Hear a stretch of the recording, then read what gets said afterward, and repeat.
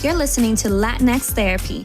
The information shared in this podcast is not a substitute for seeking help from a licensed mental health professional and is not a substitute for psychological diagnoses or treatment. I'm your host, Adriana Alejandre, licensed marriage and family therapist. Welcome back, everyone. I am so excited to finally be recording again, and I'm even more excited to have our guest, Susana Marquez. I'm going to go ahead and tell you a little bit about her before we jump into the interview. So, Susana Marquez is a licensed marriage and family therapist, and she's actually currently working on her doctorate dissertation. It's a PsyD program on maternal mental health, and her dissertation is, let me start that one all over. She's currently in a PsyD program and working on her doctorate dissertation on maternal mental health in the Latinx community. She's the founder and clinician of Wellness para la Mamá, private practice in Long Beach, California, that provides bilingual therapeutic services for expectant and postpartum Latinx mothers. Her services include psychotherapy, support groups, workshops, but also parenting classes. Wellness para la Mamá is rooted in the vision that a healthy mama is a healthy family. She incorporates that into her practice and the work that she does. She currently lives in Long Beach as well with her husband and 5-year-old son. She loves to travel, read psychological thrillers, cook, dance, and watch Lakers basketball. I love that. Welcome to the show, Susana. Today we're going to talk about being a parent therapist and the side effects of specializing in trauma. Welcome. Thank you. Thank you for having me. I'm happy to be here. I'm excited. Yes, right? How do we parent with trauma and everything that we're collectively feeling right now in this pandemic as well? Yeah. This was actually a topic that we had talked about perhaps a year and a half to 2 years ago. For a while now. And it came about because I as well specialize in trauma and realized that I'm a very paranoid parent, but not necessarily because of my traumatic experiences. But I mean, that's one layer, but there's also the layer of what we read and the stories that we hear in session. Absolutely. And I think that, when we spoke about it, things were very different to what they are now. So now you add the layer of everything we're kind of going through as a society, as a culture, and everything we're being exposed to, and having a parent through all of that. And we're processing that and then having to also teach our kids about what's going on in our world. And there are just so many different layers to it, which can definitely increase just the paranoia, the anxiety, our kind of heightened, intense state of mind of fear, which can definitely, be picked up by our little ones too, or our kids in general. So it's how do you parent through all of that, right? It's just like you're kind of like we've talked about before, we're parenting ourselves, but then we're also parenting these new human beings in this current, world and the state of affairs as they are. So it's very traumatic, and it can definitely be very anxiety provoking. Yeah, absolutely. And that's the sense, that I've experienced as well as a parent. And just so that we have this recorded, we are currently experiencing COVID-19. This is a fresh recording on August 25th is when I'm meeting up with Susana virtually so we can have this discussion. One of my first questions for you is just defining what is trauma? Well, for me personally, trauma is something we experience at any point in our lives. It can be in early childhood, even as an infant. That definitely affects our body, our mind, and our emotional state of well-being. It's layers of things that we have either been passed down to us through generation from generation, intergenerational trauma from our parents or grandparents. It's experiences that are negative, that are definitely going to leave scars, wounds. A lot of emotional healing will need to be done. Can either be in a form of abuse, and so many ways of that. It can either be, mental abuse, emotional abuse, physical, sexual trauma that can be passed down by the way our parents parented us, their parenting styles. It can be trauma that we experienced either witnessing something that was very traumatic, such as losing a loved one in a very, very traumatic way, being shot or being killed, or, so many different ways of experiencing trauma. But I think sometimes what we don't focus on or we don't really talk about is a trauma that is kind of inherently passed on to us that we may not be a witness of, but we're susceptible to it. For example, like that intergenerational trauma, that it's not till you get older and you start unfolding those layers that you're like, oh, I didn't even know that that existed, or that I would even call that trauma. I just thought that that was like a normal way of life, right? Where, let's say I'm a daughter of immigrants, and I now, as a 40-year-old, understand that all the trauma they experience coming to this country, their survival skills, the way they parented me, their struggle and their hardships inherently passed on trauma to me, right? Whether it be that trauma of being afraid of speaking up, or that trauma of being afraid of establishing relationships with other people because we think that they don't have the best intentions with us, or not understanding language, for one example, or being bullied for the color of my skin or for being Latina. And this is all trauma that I wasn't aware was trauma until now that I'm older and realize that this is that intergenerational trauma that gets passed on, and we don't understand it or know how to define it, because when we really think of trauma, we're thinking someone went through a traumatic experience, right? They were in an accident, or they saw a violent act, or Yeah, they think of severe things. yeah, they experienced a violent act themselves. Or, when we think about like physical abuse or sexual abuse or domestic violence, right? We think that's obviously very traumatic, but we don't realize that there's so many other layers of trauma, or so many other ways of being traumatized that can definitely impact your mental and your emotional well-being. Yeah, absolutely. It's that like inherent trauma that you're talking about that includes the emotional abuse that's very Right. invisible. It's these invisible Exactly. traumas that actually, when we have a lot of clients that come in to sessions to therapy for the first time, they invalidate themselves, and they have been for years. And they've been saying, well, they start, the comparison trap. They start, my trauma isn't as bad as XYZ. Exactly. And it's like, Exactly. contains so much validity. I do want to add that trauma is subjective, and only you can define what a trauma is to you. So, Absolutely. Susana, for example, you and I can be in a car and experience a car accident, the same one, let's say even a fender bender. For me, that could have been traumatic, perhaps of what my lineage, what I have experienced in the past. And for you, it may not have been a Exactly. trauma by any means. So Exactly. it's interesting how we can experience one thing, but it's not going to become a trauma for all. And for some, it just may. Absolutely. No, I think you hit the nail on the coffin when we're talking about how everyone experiences things. And absolutely, someone may have been in a horrible car accident, and that can be re-traumatizing for them to be in a other fender bender, or something that impacts them in a way that we cannot relate to, or we have no connection with. So you're right. Everyone experiences things differently.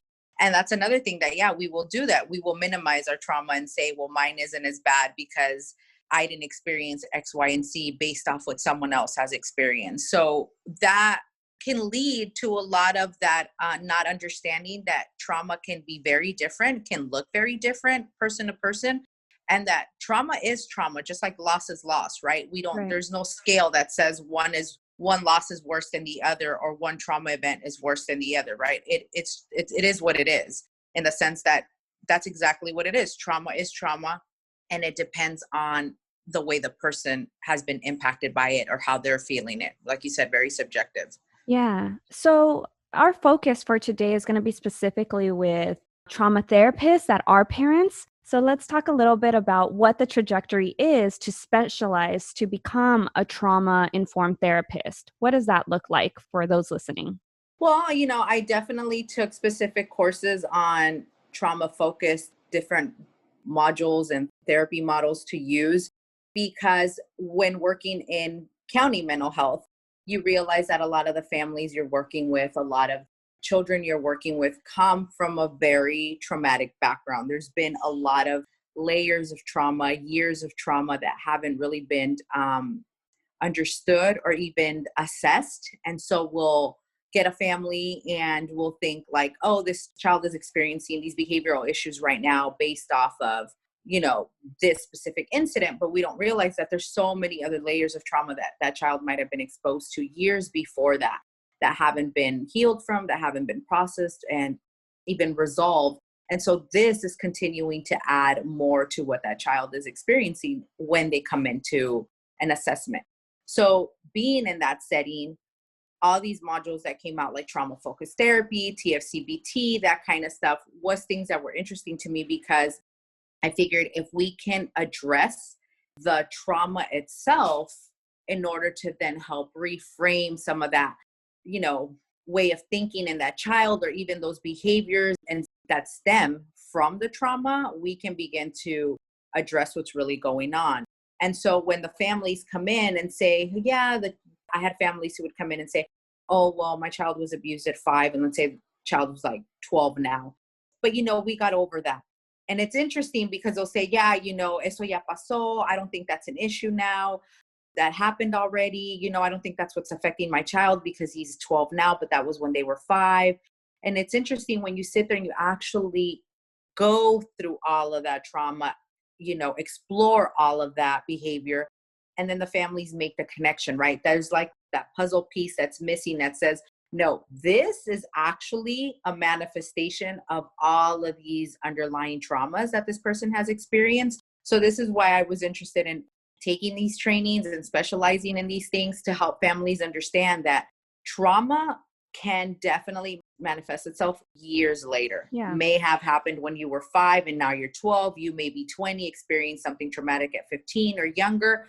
It lives in your body. It lives obviously in your brain, in your subconscious. It's there. And if it's not dealt with, it's not processed, this can manifest itself for years to come. And I don't think we realize, in our culture specifically, we don't realize the connection that trauma has with our behavior, with our attitude, with even physical symptoms, how we can be experiencing somatic symptoms to a lot of things that can really be caused by the trauma we've experienced. Yeah, yeah. And I love that you're mentioning these trainings.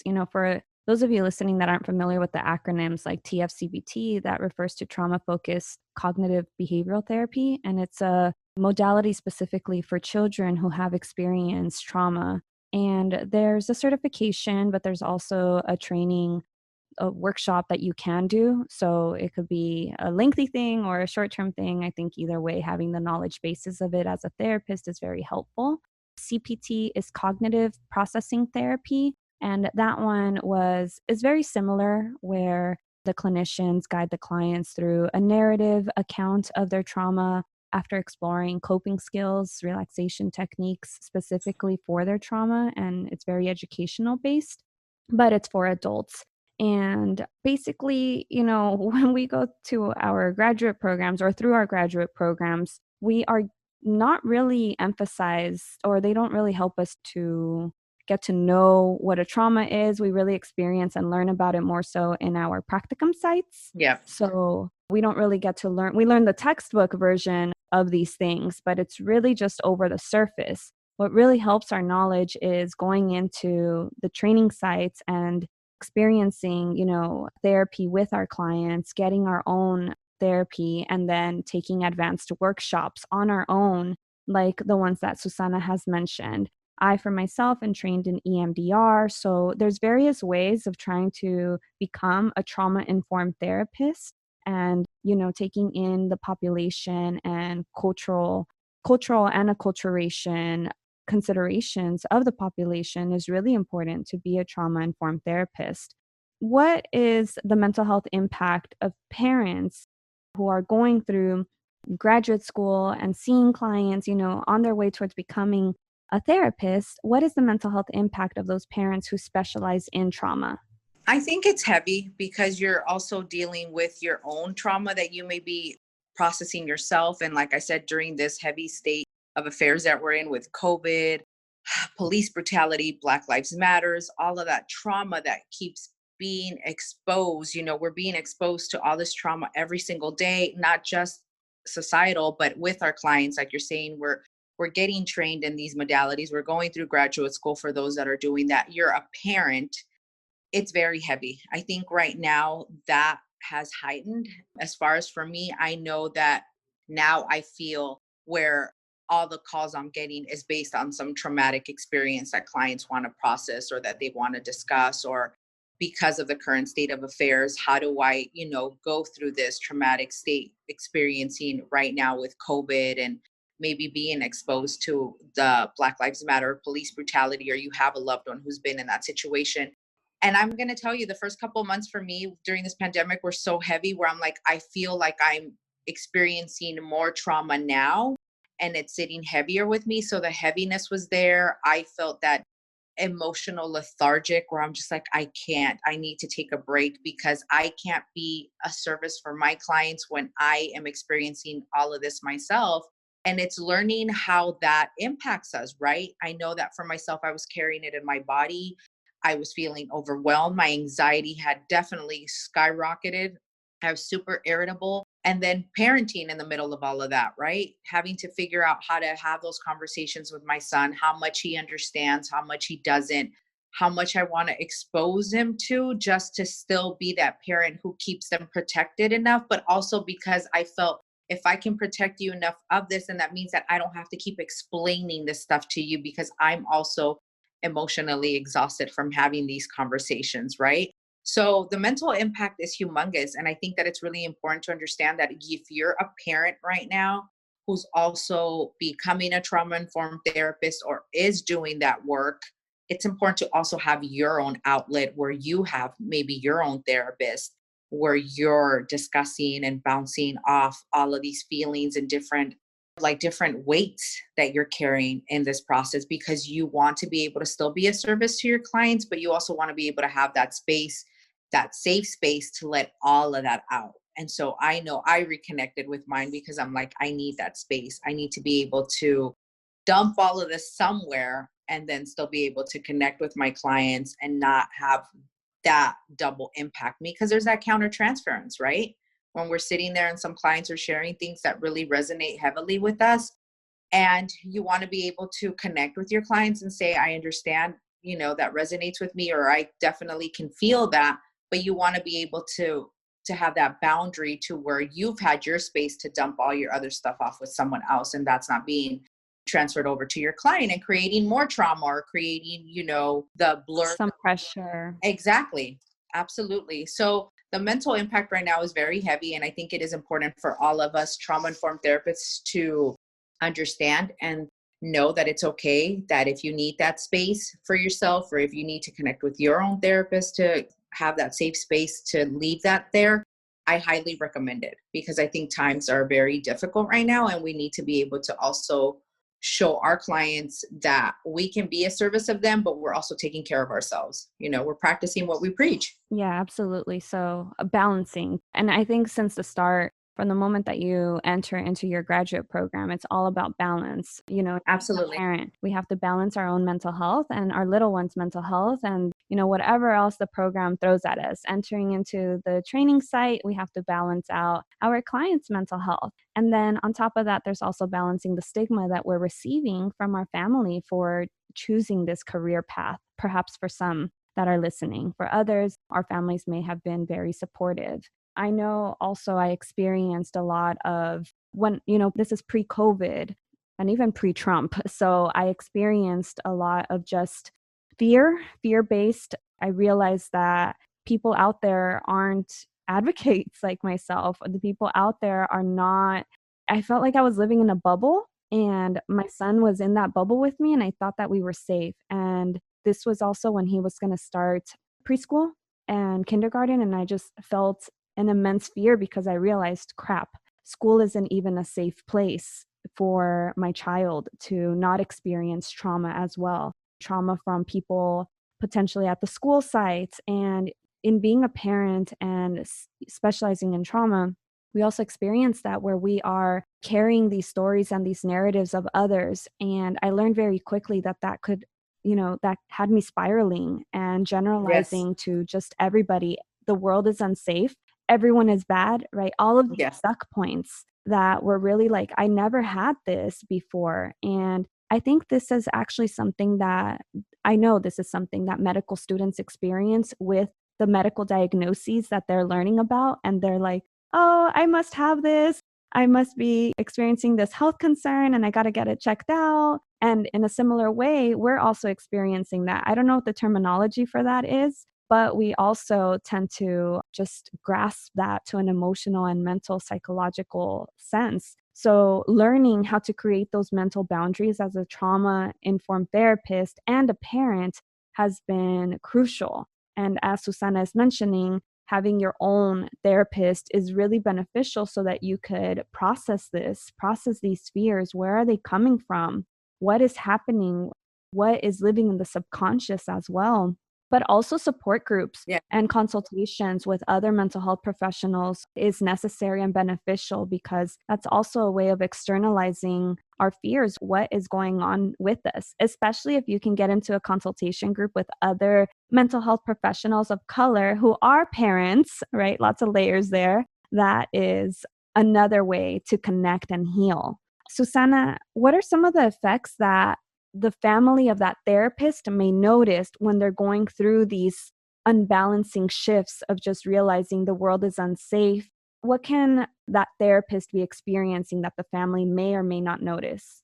I think it has to do a lot with just your attitude changing at times, and your family doesn't know how what you're experiencing is impacting them, or they just don't know what to call it. I know for me, I get very frustrated and irritable quickly, and I snap or I lash out, and people don't understand. And so I think one judgment that family members make is that because you're a clinician and you're teaching others how to decrease their anxiety and how to communicate healthy and in a positive light, that you're always going to be that person modeling that. And I think they don't understand that we're also human, and we're going to have our moments where we're not able to really practice that in the moment because we're just feeling everything that's going on. So I know at times my family doesn't understand how maybe my lashing out means don't talk to me right now. I just need my space. I'm in my head. I have a lot going on. Or they're all coming at me at the same time, asking many questions. And that can be very triggering for me.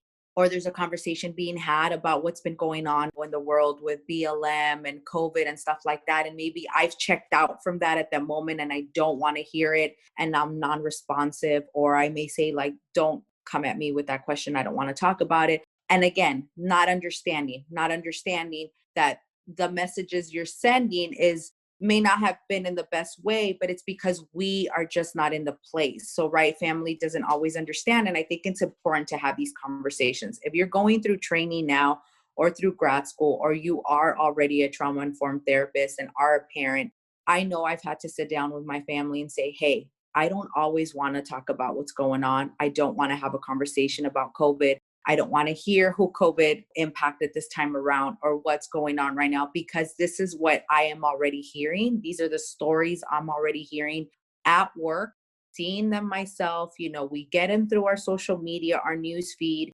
internet, wherever you look. We also need that break, right? And so it's having that communication. I've had to sit my family down several times during this pandemic and say, please do not come to me with this stuff so early in the morning. Please be mindful that in the morning, this is not what I want to talk about. If I'm open to the conversation, I will let you know. If I'm not, I will also communicate that to you. And communication is really key. You have to teach your family members how they can support you through the process by also educating them and saying, look, when I'm feeling a certain way, I may come off as irritable, or I may come off as frustrated, or I may not be having any patience at all. And I may just so happen to lash out in that moment. Give me space. We can talk about it later, things of that nature. So it's a lot of communication, a lot of educating. And I think once you have that dialogue with your family, they'll better understand how to support you, right? Because I know my family now understands, okay, we're having this conversation, but we're not going to include her because she has made that clear, or we'll give her some time after her sessions before we come at her with anything else. She needs to just kind of decompress, because sometimes I have back to back to back. And the last thing I need when I get out of my last session is everyone talking to me about at the same time, right? Especially if it's something Absolutely. heavy. So it's understanding that I've given them my boundary, I've communicated to them what my boundary is, and now it's a matter of them supporting that and respecting that. So I would have Yeah. to say communication is key, boundaries are crucial, and educating your family members on how they can support you through the process.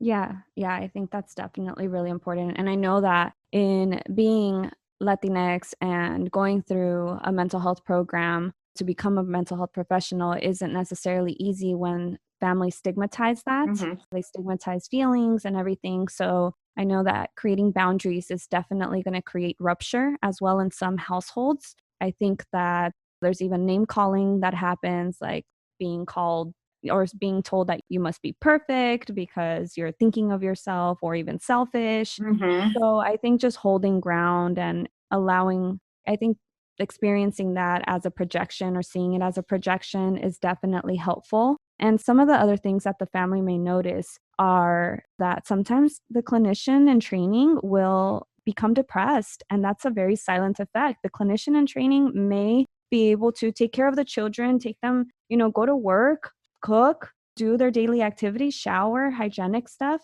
However, you may notice that they may be quieter, not contributing so much to daily stuff, smiling less, maybe even playing less with the child or children, not calling friends as much, so socializing less. Mm-hmm. So they aren't always noticeable effects, but if you know the person, that's how you'll be able to really see the invisible linings of the impact of trauma. Susana, we're almost at the end of our interview. I'm wondering do you have any resources? Well, first and foremost, I think that one of the biggest resources that I've continued to use since you started is Latinx therapy, and taking advantage of, you mentioned something that I really have resonated with, and it's the groups for mental health professionals of color with other mental health professionals of color. I highly, highly recommend that, because I think it's important to be able to connect with colleagues who are doing similar work as you, but who have a better understanding of what those struggles and hardships may look like, right? Because I know one of the things that I struggled with in grad school, and then having to be now in practice with the families and the communities that I work with, is that you're taught Eurocentric psychology when you're in grad school. And the models, the theories, the work isn't always going to be fitting with the communities we work with the individuals and families we work with.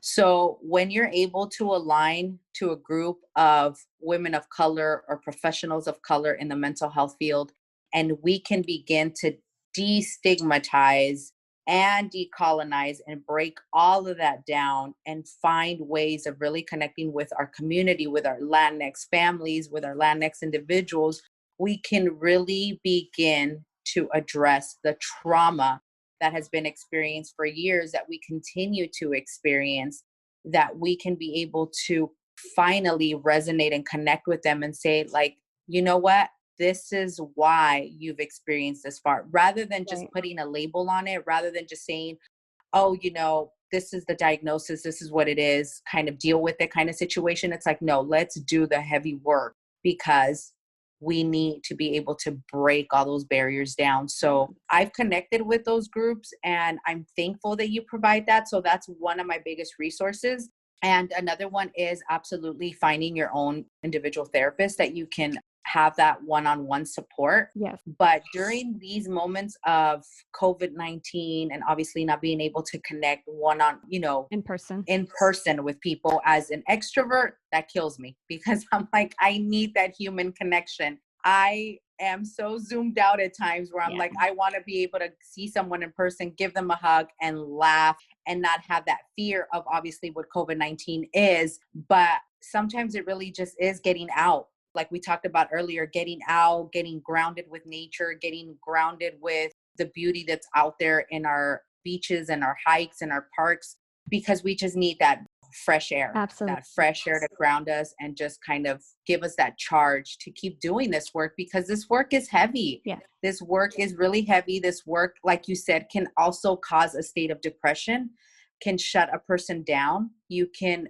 go inward. Yeah, there's so many lingering impacts. Yeah, you can go inward and be there for a while, because there's a sense of hopelessness at times that kicks in, and you're just like, I don't know how to be a resource anymore. Am I doing enough? Am I helping enough? Right? Because you see what's happening, and we want to just fix it all in, as much as we can, as fast as we can. Yeah. But when you connect with other women, when you connect with other mental health professionals of color, and you realize that there's so many of us doing this work, and we're all doing our bits and pieces, it is very gratifying, and it's very, very beautiful to see that we're all putting our part in it to be able to make bigger change. So It's slow change, but we're on our way there. Yes. So exactly. But I thank you, because I think this is an important conversation to be had. But I also like all of the resources that you have out there for us as professionals, as well as parents going through this, and just people of color as well experiencing this. So you've kind of nailed it with everything. So I'm very thankful for that. Filling the gaps here. Yes, that's exactly what Thank we're you, doing. Susana. What I also want to mention to those of you looking for a therapist, openpathcollective.org is a place where you can find clinicians in private practice offering sliding scale, low cost services, but still of quality. And if you do have insurance, calling that insurance and asking for behavioral mental health therapy can be a start. Susana, thank you so much. Where can people find you? Tell us. Well, obviously, wellnessparalamama.com. They can email me at wellnessparalamama@gmail.com, and, Instagram wellnessparalamama, and there's all my contact information on there as well. Thank you. And Susana Marquez is also a professional speaker. So contact her. I know Latinx Heritage Month is coming up. Thank you so much. Susana can also be found on the directory, and I'm going to link all of her social media accounts and websites and directory URL in the show notes. Yes. Thanks, Susana. Thank and you. Catch this interview in Spanish next week. Thank you.